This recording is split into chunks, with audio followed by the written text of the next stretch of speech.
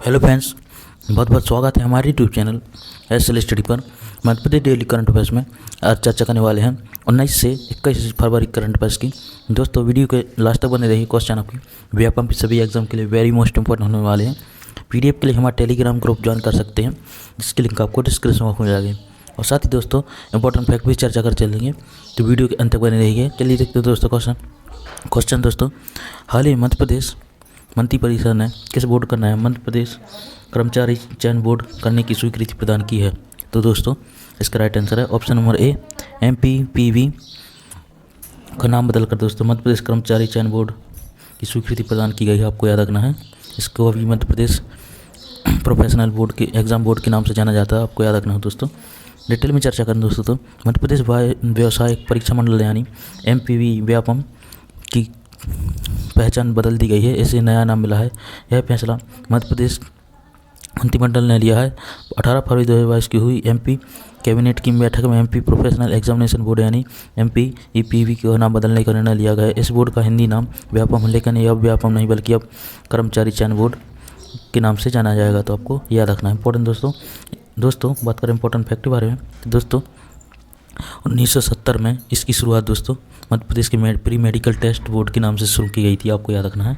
इसके अलावा दोस्तों वर्ष 1981 में प्री इंजीनियरिंग बोर्ड का गठन किया गया था, तो ये भी आपको याद रखना है। इसके अलावा दोस्तों इसके बाद 1982 में इसे दोनों को विलय करके दोस्तों इसका नया बोर्ड व्यवसाय परीक्षा मंडल कर दिया गया था। तो आपको ये दोनों इंपॉर्टेंट फैक्ट याद रखने हैं। बढ़ते हैं नेक्स्ट क्वेश्चन दोस्तों, हाल ही मध्य प्रदेश स्थित किस एक्सप्रेस वे को नर्मदा प्रगति पथ घोषित की स्वीकृति मिली है? तो दोस्तों इसका राइट आंसर है option number A, Narmada express way का नाम दोस्तों नर्मदा प्रगति पथ स्वीकृति मिली है। आपको याद रखना है। डिटेल में चर्चा करें दोस्तों, तो मुख्यमंत्री श्री शिवराज सिंह चौहान की अध्यक्षता में मंत्रिपरिषद की बैठक हुई। मंत्रिपरिषद ने प्रस्तावित नर्मदा एक्सप्रेस वे को मध्य प्रदेश में नर्मदा प्रगति पथ के रूप में स्वीकृति दी है।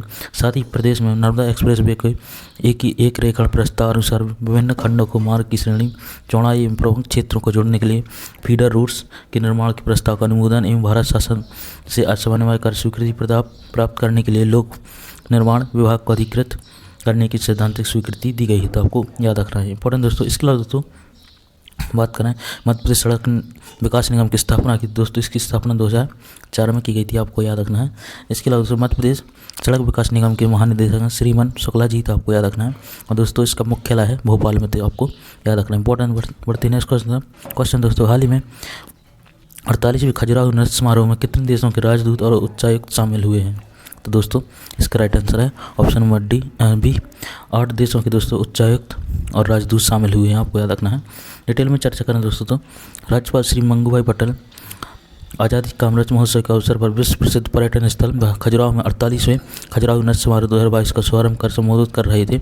48वें खजुराहो नृत्य समारोह की प्रस्तुतियों के साक्षी बनने के लिए दोस्तों 8 देशों के राजदूत और उच्चायुक्त सपरिवार समारोह में शामिल हुए। Korea, Argentina, Vietnam, Brunei, Finland, Malaysia, Thailand और लाओ के राजदूत उच्चायुक्त शामिल हुए थे। आपको याद रखना है। इसके अलावा दोस्तों इसी समारोह में राष्ट्रीय कालिदास सम्मान शास्त्रीय नृत्य के लिए सुनैना हजारी को वर्ष 2019-20 के लिए और श्रीमती शांता VP धनंजय को वर्ष 2020-21 के लिए प्रदान किया गया। तो आपको इंपॉर्टेंट फैक्ट याद रखना है। इसके अलावा दोस्तों उन्हें 2 लाख रुपये की सम्मान राशि और सम्मान पट्टिका, साल और श्रीफल प्रदान किए गए। साथ ही राज्य रूपांकर कला वर्ष 2022 के लिए प्रदान किए गए। तो आपको याद रखना है। इसके अलावा दोस्तों बात करें खजुराहो नृत्य समारोह की शुरुआत के बारे में। दोस्तों इसकी शुरुआत 1974 से लगातार की जा रही है।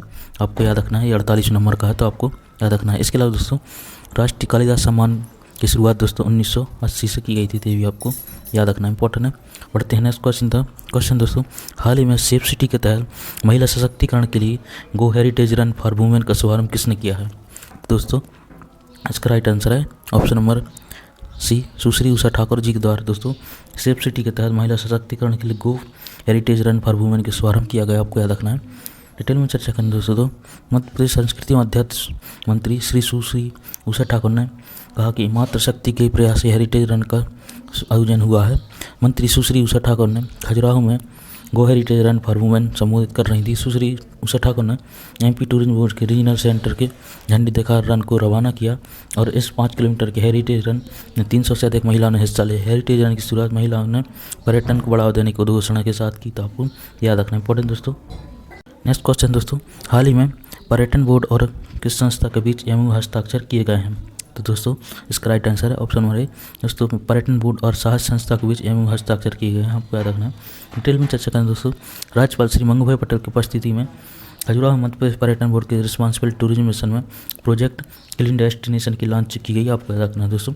मध्य प्रदेश पर्यटन संस्कृति मंत्री उषा ठाकुर, खनिज मंत्री ब्रजेंद्र प्रताप सिंह और खजुराहो सांसद श्री बी डी शर्मा के उपस्थित रहे। परियोजना को संचालित करने के लिए पर्यटन बोर्ड और सहयोग संस्था साहस के मध्य कर्णावती इंटरप्रेन्योरशिप केंद्र मंडला में एमओयू हस्ताक्षर किए गए। पायलट प्रोजेक्ट के प्रथम चरण में पन्ना नेशनल पार्क के आसपास 30 गाँव को क्लीन डेस्टिनेशन के रूप में विकसित किया जाएगा, तो आपको याद रखना है दोस्तों। बात कर रहे हैं इंपॉर्टेंट फैक्ट आ रहे हैं, तो दोस्तों मध्य प्रदेश राज्य पर्यटन विकास निगम का गठन दोस्तों 1978 में किया गया था, तो आपको याद रखना है। और दोस्तों मध्य प्रदेश के पर्यटन मंत्री तो आपको पता है दोस्तों उषा ठाकुर जी, तो आपको याद रखना है इंपॉर्टेंट दोस्तों चर्चा करते हैं 18 फरवरी current affairs quick revision question दोस्तों, हाल ही में जल जीवन मिशन की करीब कितने करोड़ रुपए की जल प्रदाय योजनाएं मंजूर की गई हैं? तो दोस्तों इसका राइट आंसर है ऑप्शन नंबर सी, 1051 करोड़ रुपए की जल प्रदाय योजना की मंजूरी दी गई है, आपको याद रखना है। नेक्स्ट क्वेश्चन, हाल ही में प्रदेश का पहला सर्प उद्यान कहाँ बनाया जा रहा है? तो दोस्तों इसका राइट आंसर था ऑप्शन नंबर सी, उज्जैन में। नेक्स्ट क्वेश्चन है, हाल ही में प्रदेश का पहला बेलग्रेड सेपरेटर ब्रिज किन जिलों के मध्य बन रहा है? तो दोस्तों इसका राइट आंसर था ऑप्शन नंबर सी, दोस्तों भोपाल और इटारसी के बीच रेल ग्रेड सेपरेटर ब्रिज बन रहा है, आपको याद रखना है। नेक्स्ट क्वेश्चन है, हाल ही में प्रदेश का पहला प्लांट कहाँ बनने जा रहा है जहाँ रोज जनरेट होगी 150 टन मेडिकल लिक्विड ऑक्सीजन? तो दोस्तों इसका राइट आंसर है ऑप्शन नंबर सी, नर्मदापुरम में, आपको याद रखना है।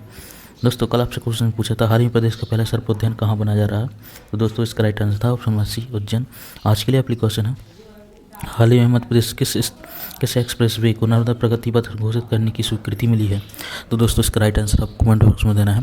दोस्तों यह था हमारे करंट अफेयर्स की वीडियो, आई होप आपको पसंद आया होगा। ऐसे इंपॉर्टेंट करंट अफेयर्स के लिए हमारे चैनल को सब्सक्राइब कर लें, बेल आइकन प्रेस कर लें दोस्तों, जिससे आपको वीडियो का नोटिफिकेशन सबसे पहले मिलता रहे। चलिए मिलते हैं नेक्स्ट वीडियो में ऐसे important current affairs. Thanks for watching, Vande Mataram, Jai Hind.